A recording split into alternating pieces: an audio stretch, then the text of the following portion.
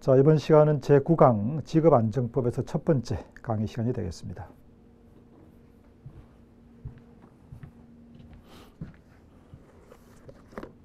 교재 준비되셨죠? 페이지는 693페이지 챕터 5가 되겠습니다. 직업안정법이죠. 강의 순서로는 제9강째가 될 것이고요. 직업안정법은 두 번에 걸쳐서 제가 강의를 하도록 하겠고요. 여기서도 한 두 문제 정도가 출제가 된다고 보시면 되고, 내용이 그렇게 어렵지는 않습니다. 이 앞전에 고용보험법이 나왔는데 6, 7, 8강 세 강이 고용보험법이었는데 이 고용보험법 좀 복잡했죠. 여러 가지 또 숫자도 많이 나오고. 근데 직업안정법은 그렇게 복잡하거나 또 숫자가 많이 나오거나 그렇지는 않습니다. 상대적으로 우리가 학습하기에 좀 편한 과목이다라고 볼 수 있겠죠. 자, 그러면 이 직업안정 용어가 좀 생소합니다. 고용보험, 근로기준 딱 또 이해가 될 수 있는 단어 같은데 직업안정 하면 우리가 평소에 잘 쓰는 용어가 아니란 말이죠. 이 직업안정은 뭐냐? 그 밑에 나와 있는 용어 정의에 직업지도, 직업정보 제공사업, 직업소개 등 이걸 이제 총망라해서 우리가 직업안정이라는 표현을 쓰는데 이 직업안정 결론적으로 뭘까요? 노동력, 사람, 구인자, 회사, 구직자, 노동력의 어떤 알선, 모집 이런 노동력의 활용을 좀 더 원활하게 수급될 수 있도록 해주는 여러 가지 일, 노동력이 원활하게 수급되도록 해주는 업무, 이걸 우리가 직업안정이다라고 부를 수가 있겠어요. 자, 그러면 직업안정에는 어떤 것이 있을까요? 자, 용어 중에서 1번 직업안정기관, 이걸 맡고 있는 기관이 어디냐? 우리가 기관 하면 민간 단체를 지칭하지는 않고 공공, 정부 기관을 의미한다고 볼 수 있겠는데 이 법에서 직업안정기관 하면 이런 업무를 담당하는 뭘 말한다? 지방고용안정, 고용노동행정기관을 말한다라고 나와 있습니다. 좀 더 구체적으로 말하면 우리 고용센터 같은 데를 의미하고 각 지역마다 다 산지하고 있죠. 자, 그 다음 두 번째 직업소개라는 말이 나오는데요. 직업소개는 뭔지, 말 그대로 직업을 소개? 단지 이런 직업이 있어요 라는 소개를 말하는 것이 아니고 이런 직업이 있으니 실제 일을 해보시죠 라고 하는 걸 말합니다. 알선하는 거죠. 거기 보니까 고용계약이 성립되도록 알선, 중간에 주선해 주는 것, 이 직업 소개한다 이 말이죠. 자, 기출문제에서 이렇게 나왔어요. 직업 소개란 고용계약이 성립되도록 결정하는 것, no. 직업 소개를 소개하는 사람이 합격되었음 언제 날짜로 취업해 말이 안 되죠. 알선해 주는 것이지 결정해 주는 건 아닙니다. 자, 그 다음 직업지도라는 말이 나오네요. 직업지도. 자, 직업지도도 우리가 좀 생소한 용어 같아요. 자주 들어보지 못하는 단어 중에 하나죠. 직업지도 어떤 걸 말한다? 구직자가 취업하는 과정에서 직업 상담도 하고 직업 적성 검사도 받을 수도 있고 직업 관련 실습도 하고 이런 여러 가지 취업과 관련해서 일종의 지도를 받는 것, 이걸 우리가 직업 지도라고 한다는 거죠. 자, 그다음 직업 소개 사업인데 직업 소개 사업은 직업 소개를 하는 사업을 의미하는데 두 가지로 구분된다. 유료, 돈 받고 하는 것, 무료, 돈 안 받고 하는 것, 이렇게 구분되는 것이고요. 그다음 모집. 이 모집은 회사가 즉 구인자가 되겠죠. 회사가 자기 회사 근로자가 되도록 이렇게 이제 권유하거나 하는 이런 것이 이 모집에 해당되는데 위에 직업 소개하고 비슷하면서도 이제 다른 것이 뭐냐면은 직업 소개는 계약이 성립되도록 알선해 주는 것이고 모집은 알선하는 것이 아니고 권유하는 거다. 그래서 여러분 시험 문제 나온다면 소개는 알선, 모집은 권유, 이런 식으로 구분해서 이해할 수도 있겠어요. 자, 그 다음 근로자 공급사업. 자, 용어 정의를 묻는 문제가 자주 나오거든요. 다음 직업안정법에서 대한 용어의 설명으로 옳지 않은 것은 그런 식으로 나온단 말이죠. 자, 근로자 공급은 이건 이제 근로자 파견 사업하고 유사한데요. 이 근로자 파견 사업은 나중에 파견법에서 따로 나올 것인데 어쨌든 3자 간의 관계, 회사가 있고 있고 일하는 근로자가 있고 또 이 근로자를 채용한 회사가 따로 있는 거죠. 채용한 회사가 이 근로자를 자기 일을 시키면 그냥 직접적으로 근로관계 이루어지는 것인데 가서 일하는 곳은 다른 회사 일을 해주고 있는 거. 이게 공급을 한다, 파견시킨다 이런 말인데요. 이 근로자 공급 사업에는 근로자 파견 사업이 포함되지 않는다. 옛날 파견법이 없었을 때는 근로자 공급 사업 안에 파견 사업이 들어있었거든요. 지금은 분리되어 있습니다. 자, 기출문제 이렇게 나왔어요. 기출문제에서 이 근로자 공급 사업에는 근로자 파견 사업이 포함된다. No, X. 제외됩니다. 자, 그 다음 직업정보 제공 사업. 직업정보 제공 사업. 이 직업정보 제공은 말 그대로 특정 직업에 대한 정보를 제공해주고 사업이니까 돈을 받는 이런 거겠죠. 그죠? 네. 나중에 다시 보기로 하고요. 우리가 뭐 알바몬이나 알바천국 일종의 이런 것이 해당된다고 볼 수 있겠습니다. 그 다음에 마지막 고용 서비스, 고용 서비스, 고용에 관련된 서비스를 제공해 주는 것, 뭐 이런 의미일 텐데 거기 보니까 구인자, 구직자에 대해서 구인자, 회사, 구직자 취업하려고 하는 사람에 대해서 여러 가지 직업 소개도 해주고 직업 지도도 해주는 이런 것을 총망라한 개념이 고용 서비스라고 하는 것이다. 자, 기출문제에서도 나왔어요. 그래서 뭐라고 했느냐? 그 고용 서비스를 앞에 직업 지도하고 이 직업 지도하고 고용 서비스가 또 비슷한 고용 서비스 직업을 지도해 주는 게 비슷하거든요. 그죠? 어떻게 구분하는가? 자, 직업 지도는 구직자 해당돼요. 직업 지도는 구직자.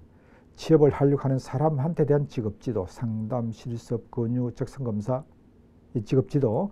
밑에 나와 있는 고용서비스는 구직자한테만 해당되는 것이 아니고 구인자도, 구인자 또는 구직자 이렇게 나오면 이거는 고용서비스. 구직자에 대해서 상담, 실습하면 이거는 직업지도 이렇게 구분할 수 있겠습니다. 자, 일단 용어 정의를 본 것이고 이제 구체적인 내용은 다시 또 강론에서 나올 것입니다. 페이지 넘기시고요. 694페이지로 가면 네모 2번 고용 서비스 우수 기관의 인정. 자, 어떤 기관이 상당히 고용을 많이 해주고 있습니다. 이 고용 서비스 우수 기관 인정을 받으면 여러 가지 또 혜택도 주고 특혜도 주고 하는 게 있는데요. 그러면 이 고용 서비스 우수 기관의 인정은 누가 하느냐? 거기 밑줄 고용노동부 장관이 하는 것인데 기출문제에서 이렇게 나왔어요. 이 고용서비스 우수기관 인정은 직업안정기관의 장이 한다. 노. 고용노동부 장관이 하는 것입니다. 오해하지 마시고요. 혼돈하지 마시고 고용노동부 장관이 하는 업무다. 기출문제 나왔고요. 그 밑에 그러면 우수기관으로 인정을 받은 사람이 여기 해당될 땐 다음 해당될 경우에는 그 인정받은 걸 취소할 수가 있는데 어떤 경우냐라고 하는 사유가 쭉 나와 있는데 한번 보겠습니다. 기억해 보면 거짓 그 밖에 부정 기타 부정한 방법으로 말이 안 되죠. 그죠? 속이고 인정받은 거고요. 그 다음 두 번째 1년 이상 사업 실직 없을 때에 우수기관 인정을 받았는데 1년 동안 뭐 특별한 실직 없어요. 이럴 때는 취소. 그런데 시험 문제에서 6개월 이상으로 나왔습니다. 1년인데요. 틀렸고 6개월은. 자, 그 다음 밑에 3번을 보면 3번 동그라미 3번 인정을 받으면 인정 유효 기간은 며칠, 몇 년, 3년이죠. 자, 우리가 이 3년 나중에 나오겠지만 근로자 파견 사업 허가 유효 기간, 그 다음 근로자 공급 사업도 허가 유효 기간 이런 거 되게 3년이에요. 3년. 역시 여기에서도 고용 서비스 우수 기관으로 인정받으면 3년 동안 인정이 되는데 기출 문제에서는 이것을 1년으로 해서 틀린 답이 된 문제가 있어요.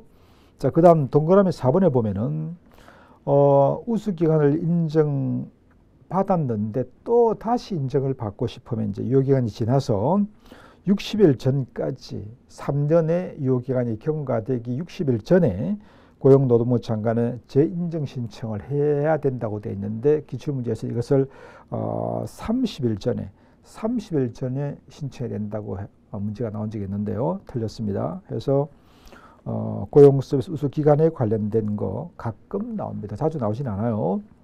자, 그 다음 네모 3번 스킵. 특별하게 언급할 내용 없습니다. 보지 마시고요.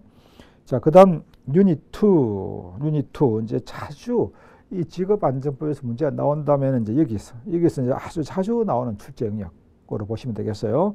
자, 그러면 거기 더 알아보기 위해서 직업안정 업무를 제가 구분해 놨습니다. 항상 제 강의 스타일은 보면은 나무를 즉 구체적인 걸 보기 전에 먼저 드론을 띄워서 전체를 먼저 본다, 숲을 먼저 본다는 거죠. 자, 그러면 우리가 고용보험법에서 고용보험 사업은 5개였습니다. 고용안정사업, 직업능력개발사업, 실업급여, 육아휴직급여, 출산휴가급여 해서 고용보험사업은 이 5개 사업을 쭉 설명해 놓고 있는 법. 그 중에 핵심은 실업급여라고 제가 이야기한 적이 있는데 이게 이제 항상 전체 어떤 과목을 이해하려면 전체를 먼저 딱 우리가 왁구라고 하는 어떤 프레임이죠. 이걸 먼저 한번 딱 구조, 이걸 먼저 이해하고 나서 그게 딱 머릿속에 들어가고 나면 그 다음 내부적으로 인테리어를 하기가 참 수월해지는 것처럼, 그죠? 여기서도 직업안정 업무는 직업안정기관에서 하는 직업안정 업무가 있고 직업안정기관 외의자가 하는 직업안정 업무가 있다. 어떤 게 이게 딱 머리에 들어있으면 그 다음 이야기가 좀 더 수월해지겠죠. 자, 그러면 이걸 같이 한번 정리해 보겠습니다.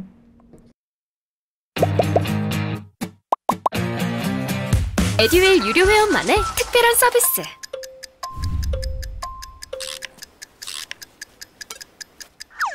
하치하차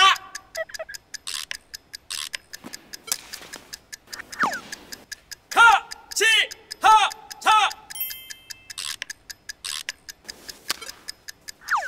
정답! 같이 하자 친구야. 에듀윌 유료 회원.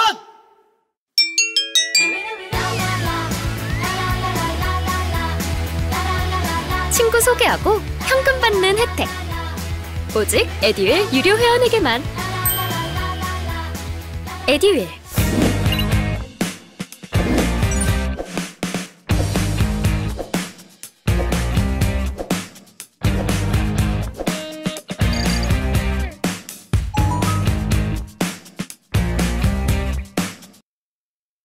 자, 직업안정 업무를 이제 구분해 보겠습니다. 직업안정 업무. 노동력이 원활하게 수급되도록 수요와 공급이 될 수 있도록 해주는 여러 가지 업무, 이게 직업안정 업무인데 이 직업안정 업무는 첫 번째, 직업안정기관이 하는 직업안정 업무가 있고요. 두 번째, 직업안정기관 외의자가 하는 직업안정 업무가 있다고 되어 있습니다. 그러면 이게 이제 법적인 용어인데 직업안정기관은 정부기관을 말하는 거죠. 정부기관. 반면에 직업안정기관 외의자는 민간을 의미한다고 보시면 돼요. 민간. 이렇게 이제 이해를 하시고, 그러면 첫 번째, 정부기관이 정부가 하는 직업안정 업무. 그러면 정부가 하는 거니까 아무래도 좀 서비스 측면이 강하겠죠. 돈을 받고 하는 건 없겠죠. 정부가 뭐 사업을 하면서 돈을 받고 이상하죠. 그죠? 자, 그래서 정부가, 즉 직업안정기관이 하는 직업안정 업무에 1번 뭐가 있다? 자, 직업소개가 있네요. 직업소개. 그런데 민간기업도 직업소개를 그대로 할 수가 있습니다. 그런데 뭐가 다를까요? 자, 정부기관은 무료 직업소개만 할 수 있는 거죠. 유료, 돈 받고 하는 건 좀 이상하잖아요. 그런데 민간은 무료도 있지만 유료, 돈을 받고 하는 직업안정 업무도 있다. 이렇게 차이가 있습니다. 두 번째는, 자, 두 번째, 직업안정기관, 정부가 하는 직업안정 업무에서 두 번째 뭐가 있나요? 직업지도라는 거죠. 자, 직업지도. 우리가 조금 전에 용어 정의에서 직업지도란 어떤 거 있죠? 구직자한테 직업을 구할 수 있도록, 취업할 수 있도록 도와주는 거, 적성검사, 뭐 직업상담, 실습, 권유 이런 거. 이걸 우리가 직업지도라고 했죠. 네. 그 다음 세 번째, 고용 정보를 수집해서 제공하는 것. 당연히 정부 입장에서는 정부가 현재 어떤 직종이 일자리가 많이 생길 거고 있고 또 앞으로 향후 어떤 직업이 유망하고 등등 고용 관련된 정보를 수집해서 정해주는 것은 당연히 뭐 정부의 역할로 봐야 될 것이고, 마지막 네 번째가 뭐가 있죠? 구인구직의 개척. 단지 정부가 뭐 회사에서 이런 사람을 좀 뽑아주세요, 소개 좀 해주세요라고 했을 때만 움직여서 안 돼. 좀 더 적극적으로 어떤 사업장에서 그런 구인을 하고 있는지, 또 어떤 취업을 하고자 하는지 그런 것을 적극적으로 나서서 개척하고 알아보고 이렇게 해야 한다. 그래서 이 네 가지 업무는 바로 정부가 하는 거고요. 반면에 두 번째, 민간이 하는 직업 안정 업무가 뭐가 있을까요? 첫 번째 직업 소개 아까 설명드렸고, 두 번째 직업 정보 제공 사업, 알바나 알바몬 같은 알바 천국 같은 데서 정보를 제공해주고 돈을 수수료를 받는 이런 역할을 하잖아요. 직업 정보 제공 사업이 있어요. 이게 있고, 그다음 세 번째로는 근로자 모집을 대행해 주는 게 있습니다. 근로자 모집을 요즘에 뭐 근로자 모집을 직접 해석하기도 하지만 전문 업체에다가 맡겨서 수수료를 주고 거기서 이렇게 다 해주고 나중에 뭐 최종 면접만 본다든가 그렇게 하고 있는데, 이 근로자 모집 업무가 있고요. 그 다음 네 번째 마지막으로 근로자를 공급해주고 돈을 받는 사업을 하는 근로자 공급 사업이 있습니다. 공급 사업인데요. 자, 이 네 가지로 구분된다.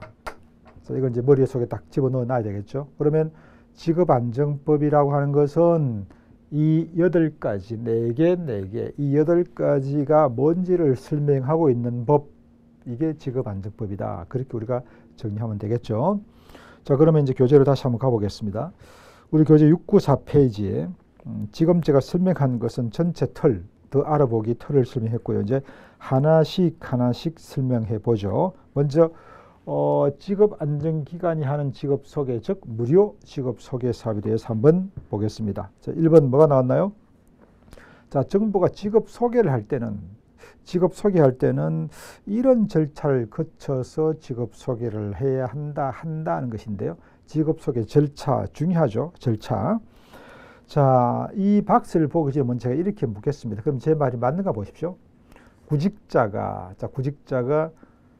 고용센터에 취업 구해달라고, 직업 구해달라고 왔어요. 그럼 이제 구직 신청서를 내겠죠. 구직자니까 구직 신청서를 써서 내면 여러분 어떻게 접수를 할 것이고, 내니까 접수를 하고, 접수한 다음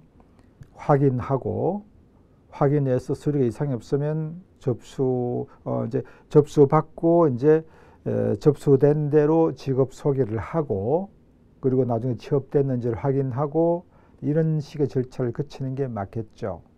자, 제출하면 접수를 하고, 그 다음에 뭘 원하는지를 확인해서 직업을 소개해 주는 거.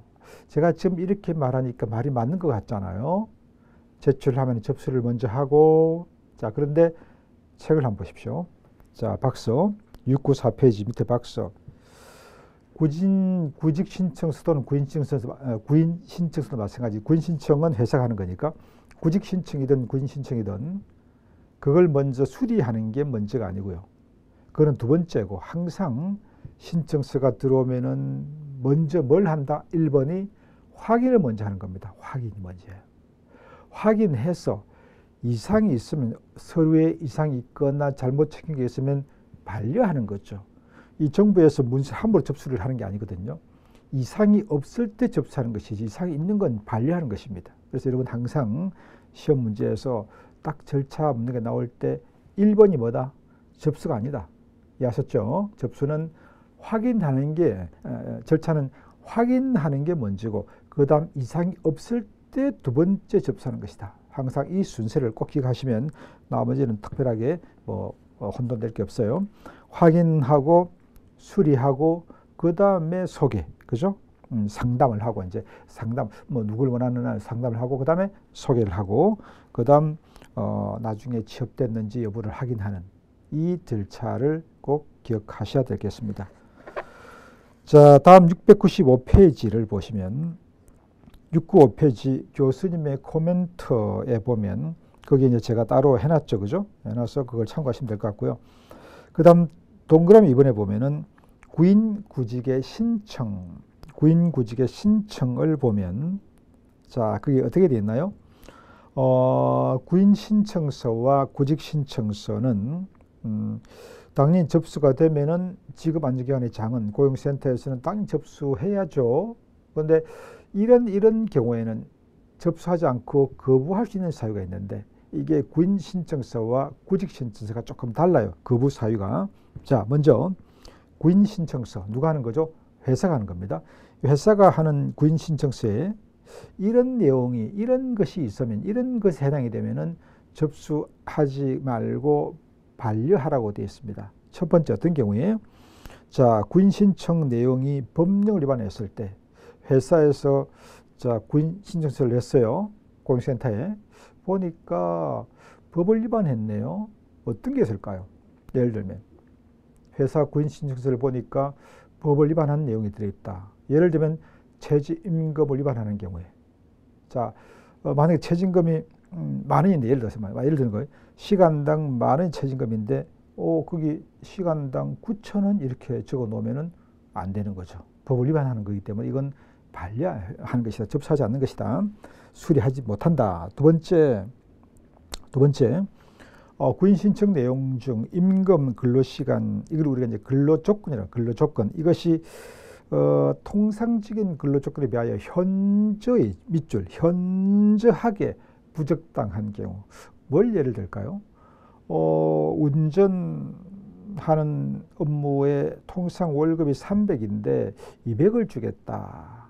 이러면 너무 적게 준다는 거죠. 통상적으로 300을 받을 수 있는 업무인데 200을 주겠다. 그러면 100이 깎이는 건 뭐 1, 20만 원 모르겠는데 100은 너무 차이가 크니까 이럴 때는 좀 어렵겠다. 거부.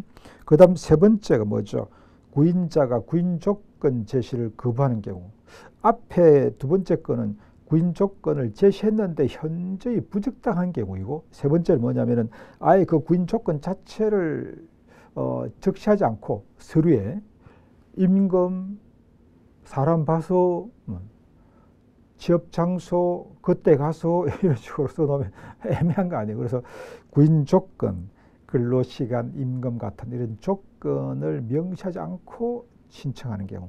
그 다음 마지막으로 구인자가 구인청 당시 체불 사업주인 경우, 체불은 임금을 제때 안 줘서 지금 법 위반하고 있는 경우인데 지금 임금을 못 줘서 체불 사업주이면서 근로자를 또 뽑는다고 또 뽑아서 일시키고 임금 안 주는 건 마찬가지 아니겠어요. 그래서 이럴 때는 구인 신청서 수리를 거부할 수 있다.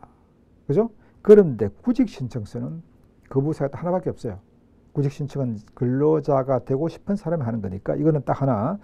구인 신청 아니 구직 신청 내용이 법 위반했을 때에 근로자가 잘 모르고 내가 이 일을 하고 싶어요 라고 제출해 보니까 이건 법 위반했는데요. 예를 들면 이런 거죠. 우리 임신한 여성이나 연소자가 취업할 수 없는 업무가 있어요. 예를 들어서 도살장 이런 데는 임신한 여성 근로자는 취업할 수가 없습니다. 소잡고 대시잡고 이런 데거든요. 그래서 잘 모르고 이제 그런 데 써낼 수가 있잖아요. 예를 들면. 그래서 이런 거라면 법을 위반한 거기 때문에 안 됩니다. 이렇게 될 수 있는 거죠. 어쨌든 여기서 신청서는 원칙적으로 수리하는 것인데 이런 사유가 있을 때는 신청할 수 없고 거부할 수 있는 거구나. 이 사유를 꼭 기억하셔야 될 것 같아요.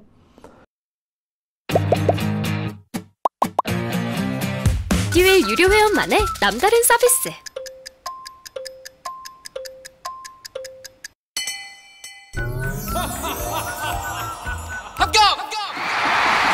합격하고 돈도 받는 혜택. 오직 에듀윌 유료 회원에게만. 에듀윌. 무료 합격!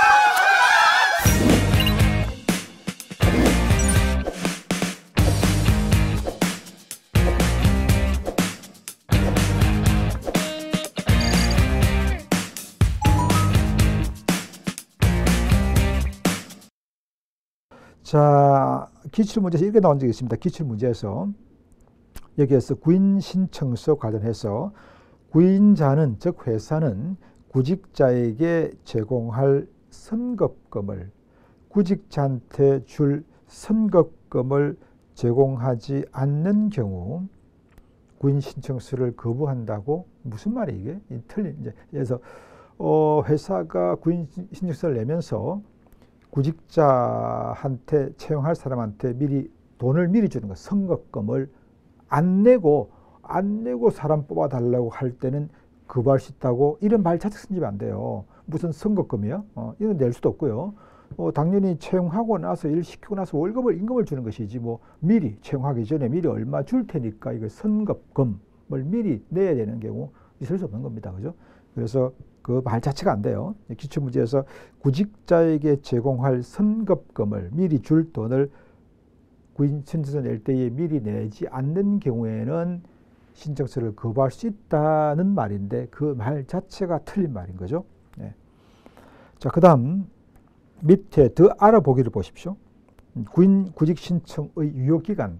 만약에 구직자가 구직 신청서를 냈다. 그러면 당장 구직 취업되지 않을 수도 있고, 그죠? 그러면 한 번 낸 그 신청서 유효기간이 언제까지, 1년, 뭐 한 10년까지 유효하다고 볼 수 있겠느냐? 아니다, 그죠? 구직 신청서는 2달, 다시 3개월. 그 다음 구인 신청서는 2달.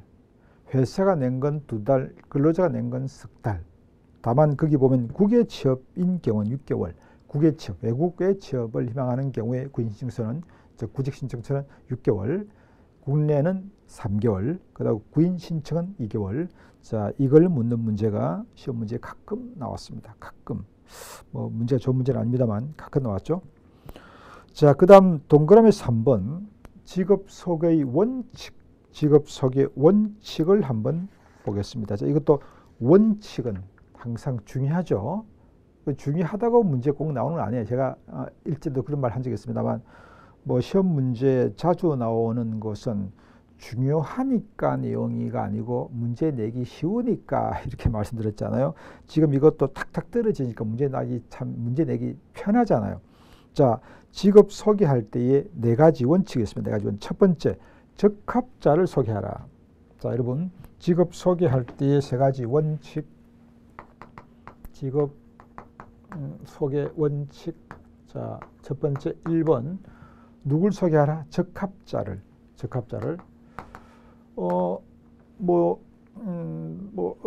뭐랄까요? 운전차를 채용해달라고 했는데, 저는 운전과 관계없는 신체 건강하다고 그냥 이 사람만 써보시죠? 안 되는 거죠. 직업안정기관 고용센터에서 소개를 받고 누군가를 소개시켜주는데 적합자, 그 업무에 적합한 사람을 소개시켜야 한다는 이야기고요. 적합자 소개 원칙. 2번째 뭐라고 되어 있나요? 통근권 내 소개. 무슨 말? 통근권 내에서 소개시켜라. 가능한 가까운 곳에 있는 사람을 소개시켜 주세요. 아니면 가까운 곳에 있는 회사를 소개시켜 주세요. 구직자 입장에서 보면, 그죠? 이렇게 통근권 내의 원칙.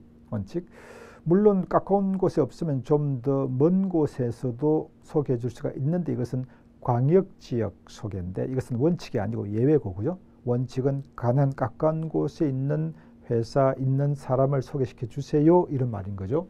자, 그 다음 3번째 뭐라고 되어 있나요? 이익 균형의 원칙. 이익의 균형된다. 자, 이게 무슨 말일까요? 구인자가 있고 구직자가 있죠. 그러면 일반적으로는 구직자는 근로자가 될 사람을 말하고 구인자는 회사니까 항상 노동법은 구인자보다 구직자를 더 우선하는 것인데, 구직자나 근로자를. 그러면 기출문제에서 이렇게 나왔어요. 자, 직업 소개할 때는 구직자의 이익을 우선해 줘야 한다. 구직자를 좀 더 우대해서 소개시켜 줘야 된다. No. 구인자, 구직자 이익이 서로한테 이득이 되도록 해줘라. 이런 말이에요. 구직자의 능력이 B인데 A로 해서 취업을 시켜주고 A 임금을 받을 수 있도록 해주는 것은 그건 잘못된 것이다. 구직자한테는 좋지만 구인자한테는 피해가는 거죠. 그래서 둘 다 이익이 되도록 해주세요. 이런 뜻이죠. 어느 한쪽에 치우치지 말라는 이야기고요. 마지막 4번째 뭐라고 되어 있나요? 근로조건 고지. 근로조건을 고지, 즉 알려줘야 한다. 이 근로조건은 뭘 말합니까? 월급이 얼마인지, 시급제인지, 일급제인지, 월급 연봉제인지, 뭐 어떤 업무를 할 건지, 취업 장소가 어딘지 등 이런 근로 조건을 당연히 미리 고지 알려주게 돼 있다 해서 이것이 직업 소개 4가지 원칙이었습니다. 자, 어렵진 않아요. 네, 어렵지 않아요. 꼭 기억하셔야 합니다. 자, 그 다음 밑에 코멘트에 있는 것이 광역지역 소개. 조금 전에 제가 통근권내가 원칙이고 광역은 좀 더 먼 곳에, 이것은 원칙이 아니에요. 이건 예외적으로 깍꼰대가 없을 때는 예외적으로 좀 먼 곳을 소개해도 됩니다. 이렇게 돼 있어요. 그래서 시험 문제에서 만약에 광역 넓은 곳에 직업 소개를 하는 것이 원칙이다, 뭐 이건 아닙니다. 예외적으로 하는 거예요. 자, 그럼 696페이지 다음 페이지를 봅시다. 자, 저는 지금 직업안정기관, 정부가 하는 직업안정을 쭉 소개하고 있는데 지금 직업소개, 무료 직업소개를 설명하고 있는 것입니다. 아셨죠? 자, 무료 직업소개 설명했고요. 그 다음 2번째 직업지도예요. 2번째 직업지도.